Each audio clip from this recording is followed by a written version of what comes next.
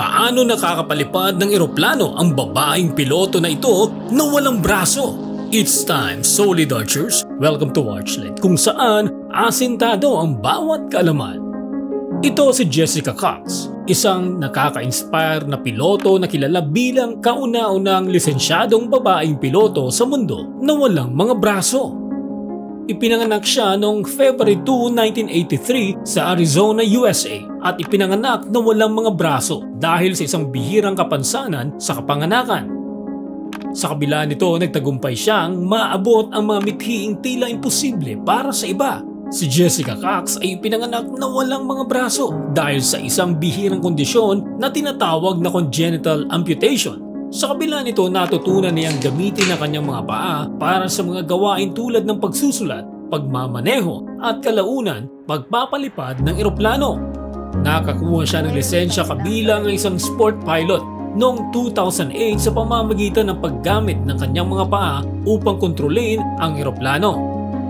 Lumilipad siya gamit ang Airco Aircoup, isang espesyal na disenyo ng eroplano na walang rudder pedals na nagpapadali sa paggamit para sa kanya. Napakagaling, ano po? Ngunit alam mo ba na bukod sa pagiging piloto, siya rin ay isang motivational speaker na naglalakbay sa buong mundo upang magbigay inspirasyon? Ginagamit niya kanyang sariling buhay bilang patunay na walang limitasyon ang isang tao basta't may determinasyon.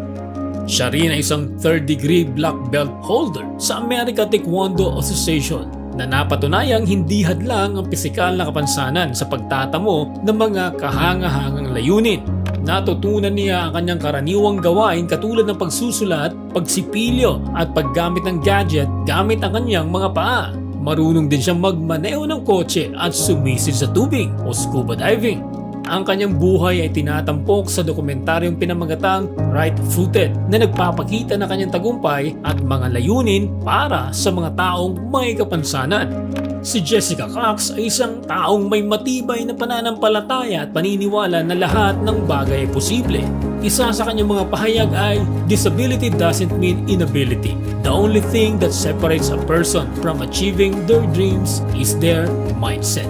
Nagpapakalat siya ng kamalayan tungkol sa mga kakayahan ng mga may kapansanan.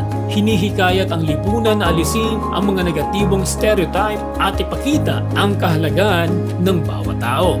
Ang kwento ni Jessica Cox ay patunay na ang tapang at determinasyon ay mas makapangyarihan kaysa anumang limitasyon ng katawan.